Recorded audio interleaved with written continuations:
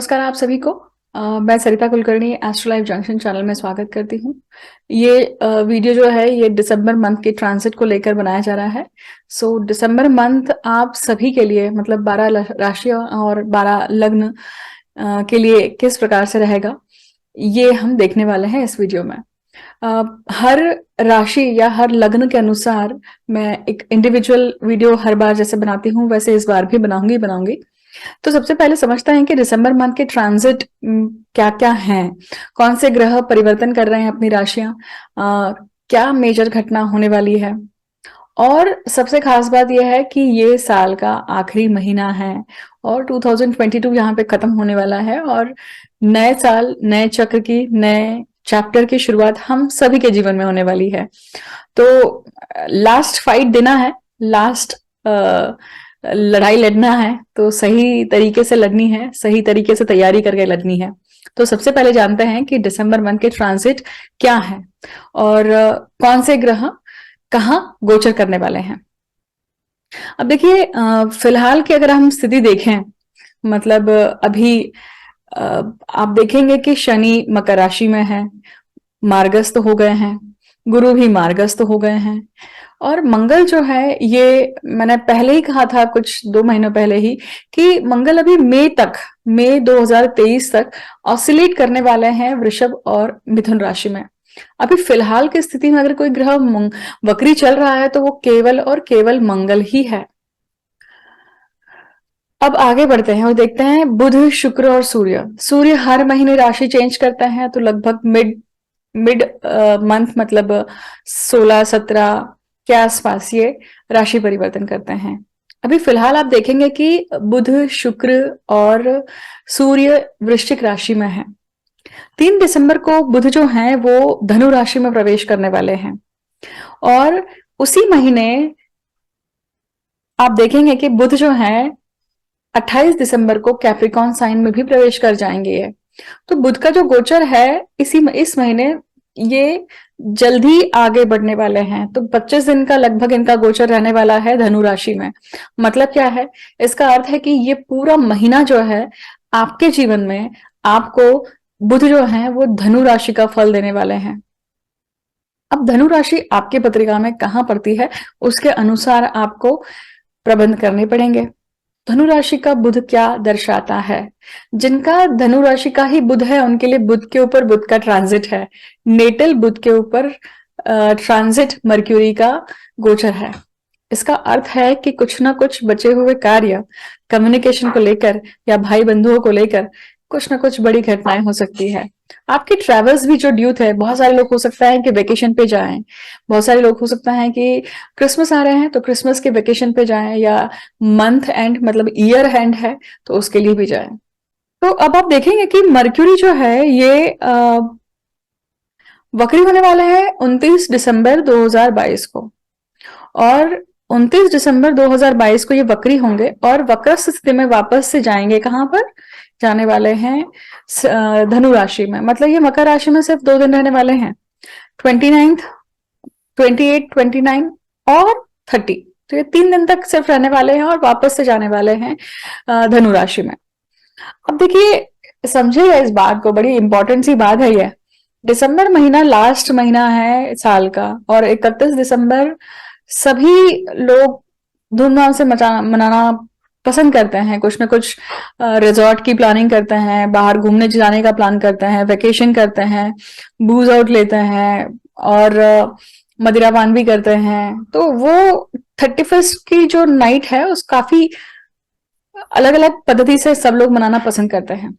अब याद रखिएगा कि इसी समय पर बुध जो हैं वो वक्री हो रहे हैं और काल पुरुष कुंडली में ये बुध आपके 3रे भाव के और 6वें भाव के स्वामी हैं। इसका अर्थ ही है पेंडिंग कर्मा का स्वामी और पराक्रम का स्वामी वक्री हो रहा है। आपके हाथ से ऐसी कोई चूक नहीं होनी चाहिए जिसका रिपेंशन आप पूरे अगले साल भर करते बैठे हैं। आपके मुख से आपके देखिए 3रा स्थान क्या है? पराक्रम का स्थान है। मतलब आपके एफर्ट्स हैं, फ्री विल है और फ्री विल मतलब आपका निर्णय आप खुद लेने वाले हैं। तो निर्णय आपके ऐसे होने चाहिए जिसके कारण किसी को परेशानी ना हो, किसी का नुकसान ना हो और आप उस निर्णय को लेकर आगे परेशान न रहें, क्योंकि हम जो भी जीवन जीते हैं अपने कॉन्सिक्वेंसेस, मतलब जीवन कॉन्सिक्वेंसेस है अपने निर्णयों का।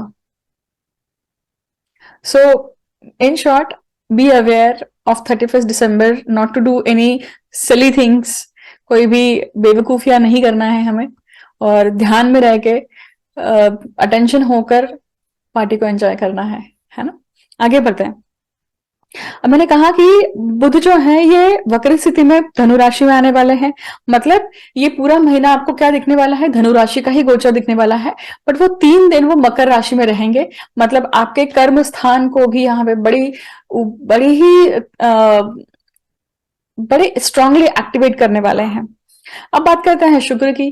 तो इस महीने सिर्फ और सिर्फ बुध का गोचर है, शुक्र का है, सूर्य का है ना। अब शुक्र का गोचर किस तरह से समझ लीजिए। शुक्र भी जाने वाले हैं सेजिटेरियस साइन में, धनु राशि में। अभी फिलहाल कहाँ है, वृश्चिक राशि में है। कब तक रहने वाले हैं, 5 दिसंबर तक रहने वाले हैं। 5 दिसंबर से ये शुक्र जो है ये जाएंगे धनु राशि में, और 29 दिसंबर तक रहने वाले हैं। इसका अर्थ है कि 29 दिसंबर 30 दिसंबर को ये कैप्रिकॉन में प्रवेश कर जाएंगे 29 को। तो कैप्रिकॉन साइन मतलब आपके कर्म स्थान पे शुक्र और बुध का योग बनने वाला है। इसका अर्थ है कि लक्ष्मी नारायण योग मकर राशि में होने वाला है, और मकर राशि काल पुरुष कुंडली में दशम स्थान पे पड़ती है। आपको चेक करना है कि आपके पत्रिका में ये मकर राशि कहाँ स्थित है, वहां पे ये लक्ष्मी नारायण योग सिर्फ 2 दिन के लिए बनने वाला है। लक्ष्मी नारायण योग जो है ये समृद्धि का कारक है, समृद्धि देने वाला है। लक्ष्मी मतलब शुक्र, नारायण मतलब बुध, तो ये दोनों जब एक साथ आते हैं तो कुछ ना कुछ समृद्धि का एक अपॉर्चुनिटी, चांस लेके आते हैं। उस चांस का आप क्या करते हैं, संधि का सुवर्ण करना ये हमारे हाथ में है। अब आगे बढ़ते हैं। अब सूर्य की बात करते हैं। तो सूर्य एंटर करेंगे सेजिटेरियस साइन में, मतलब अगेन धनु राशि में। कब जाएंगे, 16 दिसंबर को। अभी फिलहाल कहाँ है, वृश्चिक राशि में। काल पुरुष कुंडली में ये वृश्चिक राशि कहाँ पड़ती है, 8वें स्थान पे। तो आप सभी के जीवन में कुछ ना कुछ अभी गूढ़ता, मिस्ट्री, कुछ ना कुछ पैतृक संपत्ति को लेकर, या कुछ ना कुछ अपने रिसर्च को लेकर, या बंटवारे को लेकर, आपके खुद के इमोशंस को लेकर, आपके खुद के अनअटेंडेड जो भी चीजें हैं, जो भी आपके डीलिंग्स हैं, वो जो आधी रही हैं, मतलब जिनको क्लोजर नहीं मिला है, आप अभी वो चीज डील कर रहे हैं। मैं इंडिविजुअली बात करने वाली हूँ हर राशि के अनुसार। तो ये है सूर्य का गोचर। तो ये इस प्रकार से आप देखेंगे कि पूरा जो गोचर है दिसंबर महीने का इस प्रकार से रहने वाला है। बाकी अगर हम बड़े ग्रहों की बात करें, गुरु का मैं अभी लेटेस्ट वीडियो बना चुकी हूँ, आप सभी उसे चेकआउट करिए अगर आपने चेकआउट नहीं किया है तो। अगर आपको नोटिफिकेशंस नहीं आ रहे हैं तो please subscribe the channel, hit the bell icon also, so that you can get the notification on the time. Along with that, Rahu Ketu जो है इन्होंने अभी साइन चेंज करी नहीं है, तो ये फिलहाल अभी मेष राशि और तुला राशि में ही चलेंगे। मेष राशि का राहु, तुला राशि का केतु है, और मकर राशि में भी शनि चल रहे हैं, और मीन राशि में गुरु। तो ये 4 ग्रहों की स्थितियां जो है इनमें कोई परिवर्तन नहीं आने वाला है। बाकी ग्रहों की परिवर्तन की स्थिति हमने देख ली। मंगल अभी वक्र स्थिति में रहने वाले हैं, और वो वृषभ राशि में ही रहने वाले हैं। इस प्रकार से ये पूरा ग्रह गोचर दिसंबर मंथ के लिए रहने वाला है। अब देखते हैं कि हर इंडिविजुअल साइन के लिए ये पूरा महीना किस तरह से रहेगा। एक और चीज ध्यान रखिएगा, आप बहुत बार कंफ्यूज करते हैं इस चीज को लेकर कि लग्न राशि से देखें या सूर्य राशि से देखें। तो आई ऑलवेज से कि दोनों से देखिए, लग्न राशि से भी देखिए, सूर्य राशि से देखिए, और चंद्र राशि से भी देखिए, क्योंकि लग्न बॉडी को दर्शाते हैं, सूर्य आपके सोल को दर्शाते हैं, करियर को दर्शाते हैं, और चंद्र आपके मानसिक स्थिति को दर्शाते हैं। तो आप तीनों के पॉइंट ऑफ व्यू से जो आपकी तीनों राशियां हैं उन तीनों का आपको प्रिडिक्शन देखना चाहिए, और इन टोटालिटी आपको एक निष्कर्ष निकालना चाहिए। ये जो मंथली ट्रांजिट की सीरीज है ना, ये खास करके मैं उन लोगों के लिए बनाती हूँ, वैसे आप सभी के लिए है, परंतु मैं खास करके उन लोगों के लिए बनाती हूँ जो लोग कंसल्टेशन अफोर्ड नहीं कर सकते हैं, लोगों ज्योतिषों की। हर किसी के पास हर किसी के पास उतना पैसा नहीं है। बहुत सारे लोग शायद अभाव में जी रहे हैं, और कहीं ना कहीं उन्हें यहाँ पे एक आस मिलती है, एक किरण मिलती है, और वो उसके हिसाब से कुछ प्लानिंग कर सकते हैं, राइट। तो जो लोग कंसल्टेशन ले सकते हैं, ऑब्वियसली यहाँ पे डिटेल्स दी गई है, आप यहाँ पे कंसल्टेशंस के लिए भी अप्रोच कर सकते हैं, या फिर आप किसी अच्छे ज्योतिषी के पास जाकर अपना पत्रिका का विवेचन भी करवा सकते हैं। अब आगे बढ़ते हैं और जानते हैं कि अगर धनु राशि या धनु लग्न आपका है तो ये वीडियो आपके लिए है। देखते हैं कि दिसंबर महीना आपके लिए किस प्रकार से फलप्रद रहने वाला है, क्या क्या संभावनाएं हैं, कौन से इवेंट्स होने की आशंकाएं दिखाई देती हैं। चलिए उसके ऊपर बात करते हैं। धनु लग्न का स्वामी मतलब गुरु, लग्नेश गुरु चतुर्थ भाव में चतुर्थेश होकर ही है।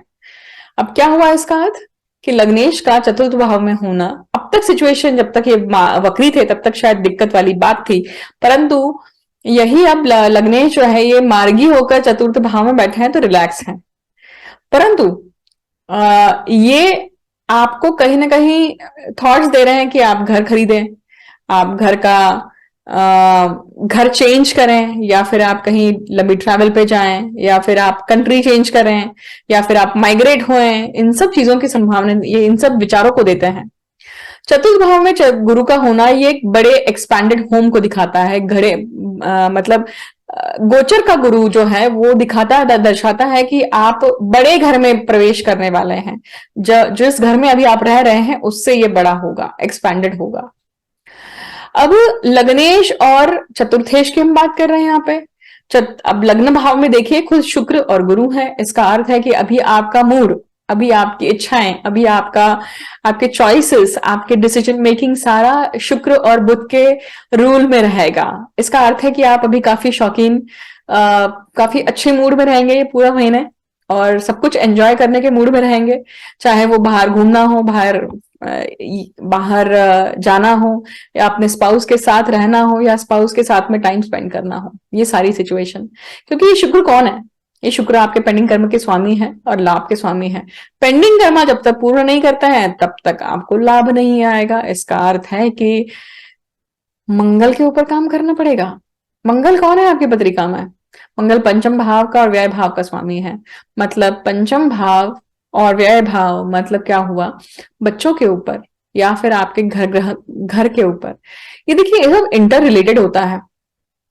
ये गोचर की स्थिति है, परंतु पत्रिका में आपके ग्रहमान स्थिति क्या है उस, या आपका अभी कौन सी दशा महादशा चल रही है, उसके ऊपर सब कुछ डिपेंड करता है। समझिएगा इस बात को, क्योंकि ये वीडियो बनाने का हेतु ये है कि भाई जो लोग कंसल्टेशन नहीं ले सकते हैं, ज्योतिषों की बड़ी दक्षिणा अफोर्ड नहीं कर सकते हैं, उनको लिए क्या, जिनको जैसे स्टूडेंट है जो अभी कमा नहीं रहे हैं, जो बच्चे अभी सिर्फ पढ़ रहे हैं परंतु ज्योतिष में रुचि रखते हैं, समझने की चेष्टा करना चाहते हैं, उनके लिए खास तौर पे ये वीडियो का प्रयोग मैं कर रही हूँ या करती हूँ एक्चुअली मेन तौर पर। तो आई होप उनको काफी कुछ सीखने के लिए मिलता है, समझने के लिए मिलता है। अब देखिए हम बात कर रहे थे कुटुंब भाव की बात करेंगे और अब हम पराक्रम की बात करेंगे। कुटुंब भाव का स्वामी कुटुंब भाव में ही है, परंतु वो शनि है। पैसा आएगा, धन बढ़ेगा, परंतु देरी से, थोड़ा सा डिले होकर, थोड़ा सा इंटरप्शन होकर ही आएगा। पराक्रम भाव का स्वामी अपने से कुटुंब भाव में बैठा हुआ है, मतलब रिस्पॉन्सिबिलिटी है, अपनी रिस्पॉन्सिबिलिटी निभानी पड़ेगी, उसके बिना नहीं कुछ काम चलेगा। हम चतुर्थ भाव की बात कर चुके हैं, अब बात करते हैं आपके पंचम भाव की। पंचम भाव में राहु है। जो जातिकाएं अभी खुद कंसेप्शन करना चाहती हैं, या जो कपल्स रिलेशनशिप में है, शादीशुदा नहीं है, लीगली वेडेड नहीं है, अभी ध्यान रखिएगा, क्योंकि राहु का अभी क्या, आप खुद ने देखा होगा कि जब से राहु का गोचर आपके पंचम भाव में हुआ है, आपके रोमांस अफेयर इन सब में काफी बढ़ोतरी हुई होगी, इन सब विचारों की बढ़ोतरी हुई होगी। परंतु ये सभी विचार जो हैं ये कहीं ना कहीं आपको गलत दिशा में भी लेके जाते हैं, क्योंकि चतुर्थ भाव का राहु क्या करता है, पंचम भाव का राहु क्या करता है, पंचम भाव का जो राहु है वो कहीं ना कहीं गलत डिसीजन दे देता है। मतलब when you get into the relationship, when you get physically close, you conceive, और you are not ready for that. Unplanned conception होता है, और अनप्लान कंसेप्शन कहीं ना कहीं आप क्या कर रहे हैं, गिरा रहे हैं, मतलब अबॉर्ट कर रहे हैं। इसकी भी संभावनाएं होती है, और ये संभावनाएं जो दिखाई दे रही हैं ये इसको आपको टालना है। और आने वाला समय ये आपको सचेत कर रहा है, क्योंकि पेंडिंग कर्म में कौन है? आपके मंगल है, और मंगल कौन है? व्यय भाव है, व्यय भाव का स्वामी और पंचम भाव का स्वामी खुद पेंडिंग कर्म में है। तो इसकी सिचुएशन या इसकी संभावनाएं दिखाई दे रही हैं। ध्यान देकर इन सब चीजों के ऊपर अपना काम करिएगा। पंचम भाव में राहु है, तो आपका इंटरेस्ट भूत प्रेत, ऑकल्ट साइंस, तंत्र मंत्र इन सब में भी बना हुआ है। इसके लिए भी आपने शुरुआत कर दी होगी पढ़ने की, अभी करी होगी, क्योंकि मेष राशि है ना, मेष राशि उगम है किसी भी चीज का, नया नई शुरुआत है। अभी तक आपका इंटरेस्ट नहीं रहा होगा, बट आप अब आपका इंटरेस्ट बढ़ा होगा। परंतु धनु लग्न के लिए पूरी ये बात कही नहीं जा सकती, क्योंकि धनु लग्न का स्वामी गुरु है, इसके इनका इंटरेस्ट इन सब चीजों में शुरू से ही रहता है, जनरली रहता है। आगे बढ़ते हैं, देखते हैं कि ये जो व्ययेश है मंगल, ये कहाँ बैठे हुए हैं? छठवें भाव में बैठे हैं, पराक्रम के भाव, पेंडिंग कर्म के भाव में बैठे हुए हैं। पेंडिंग कर्म आपका क्या है? पेंडिंग कर्म आपका ये है कि आप अभी अपने जॉब, सर्विस, इन सब मैटर को लेकर जहां जहां आपको चुप रहना चाहिए, आप चुप रहिए, क्योंकि अभी आपके सर्विस के एरिया में या सर्विस के जोन में आपके सबॉर्डिनेट्स, आपके इन सब के साथ में आपकी थोड़ी अनबन रहने वाली है। ईगो क्लैशेस, अहंकार का क्लैशेस, ये सब चीजें बनी रह सकती है, जिसके कारण आप अपना नुकसान करेंगे। सो बेस्ट वे है कि जब भी कोई ऐसी सिचुएशन बनती है तो जस्ट कीप मम, आप वहां से निकल जाए, क्योंकि ये आवेश में आकर लिया हुआ डिसीजन रहेगा, समझिएगा, क्योंकि मंगल यहां पे वक्री है। खर्चा कहीं ऐसी जगह पे होगा जहां पे शायद आपने प्लान नहीं किया होगा, पर वहां पे खर्चा हो जाएगा। अनप्लान्ड खर्चे आएंगे सामने, वो पिता को लेकर हो सकते हैं, घर को लेकर हो सकते हैं, बच्चों को लेकर हो सकते हैं, बाहर घूमने जाने को लेकर हो सकते हैं, आपके हॉस्पिटल के विजिट को लेकर हो सकते हैं, इवन ब्लड टेस्ट को लेकर, या आप अपने शरीर को ठीक करने के लिए, इन सब चीजों को लेकर। क्योंकि छठवें भाव का मंगल क्या कर रहा है? आपको भी कहीं ना कहीं रोग दे रहा है। कौन से? तो हाई बीपी, कहीं ना कहीं माइग्रेन या रक्त के विकार, या फिर आप इन्फ्लेमेशन बॉडी में इन्फ्लेमेशन, बोन्स में इन्फ्लेमेशन, इसके बोन्स में दुखना, इसकी चीजें, इन सब चीजों का एक दिक्कत देता है। खास करके जातिकाओं की बात करूं तो थायराइड के इश्यूज बढ़ना, लेवल बढ़ना, अभी फिलहाल इसकी मतलब थायराइड जिस लेवल पे था वो लेवल बढ़ना, इसकी भी संभावना दिखाई देती है। सप्तम भाव का स्वामी और दशम भाव का स्वामी बुध है, जो कि लग्न में है, which is good for your career, which is good for the relationship with your spouse. आठवें भाव में आपकी कर्क राशि है, और कर्क राशि का स्वामी चंद्रमा है। आठवां भाव निज दोषों का है। कभी आप बहुत मूडी रहते हैं, कभी आप बहुत अच्छा रूटीन रखते हैं, तो कभी आप बिल्कुल अच्छा रूटीन नहीं रखते हैं और सब व्यसनों को करते हैं, चाहे वो सिगरेट पीना हो या दारू पीना हो या ये सब चीजें हो। जब आपका मन होता है तो आप मतलब ये कैसे काम करता है? अमावस्या और पूर्णिमा के समान। मतलब पूर्णिमा जब आ रही होती है तो चंद्र को बल होता है, और पूर्णिमा के बाद में चंद्र का बल धीरे धीरे घटता है, तो आपकी डिसीजन मेकिंग और आपका स्थिर भाव भी यहाँ पे फर्क पड़ता होगा। देखिए, ये जो चीज है, ये आपके पत्रिका में ग्रहमान स्थिति कैसी है या दशाएं कैसी हैं उसके ऊपर भी डिपेंड करता है, इंटेंसिटी उसके ऊपर डिपेंड करती है, बट ये ओवरऑल लाइफ का एक डेफिनेशन है कहीं ना कहीं आपके लिए। भाग्येश सूर्य अभी व्यय भाव में है। भाग्येश का खड्डे में जाना मतलब खड्डा हमेशा खर्चा ही होगा ऐसा नहीं है, खड्डा कोई भी हो सकता है ना। भाग्य का खुलना कब होगा? किसी खड्डे में गिरने के बाद में, किसी खड्डे को सहन करने के बाद में। कोई खर्चा जरूरी होगा, आपने प्लान नहीं किया होगा, वो हुआ, पर उसके कारण आपका भाग्य खुला, आपके पिता के हेल्थ में सुधार आई, इसकी संभावना दिखाई देती है। या फिर आप अपने आध्यात्मिक प्रगति में और अग्रसर हुए। दशम भाव की हम बात कर चुके हैं। हम बात करते हैं लाभ भाव की। लाभ भाव में केतु है, शुक्र आपके लग्न भाव में है, तो लाभेश का लग्न भाव में होना बहुत अच्छा है कि लाभ आपके हाथ में आ गया है, डिसीजन आप ऐसे कर सकते हैं जिसके कारण आपका लाभ होगा। परंतु केतु है लाभ में, तो वो लाभ जब तक आप उस केतु को नहीं पूरा करते हैं, केतु जिन भी चीजों के लिए किंतु परंतु बना रहा है, समझिए, सोचिए, ध्यान देकर विचार कीजिए कि किंतु परंतु क्यों आ रहे हैं। एक स्ट्रोक में कोई चीजें क्यों नहीं हो रही है? एक स्ट्रोक में अगर लाभ नहीं मिल रहा है तो वो किंतु परंतु अटेंड करने पड़ेंगे, देने पड़ेंगे, उनको टिक मार्क करना पड़ेगा, उसके बिना लाभ नहीं आएगा। तो ओवरऑल जो धनु लग्न के या धनु राशि के जातकों के लिए जो ये दिसंबर का गोचर था वो इस प्रकार था। ये साल का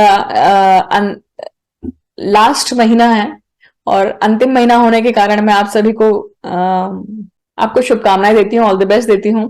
2023 के लिए भी आप सभी को शुभकामनाएं देती हूँ कि आने वाला साल आपके लिए काफी सुख समृद्धि से भरा रहे। और मुझे अंत तक सुनने के लिए धन्यवाद। मैं जल्द ही मिलूंगी आपसे नए वीडियो के साथ में। Thank you so much for listening me patiently.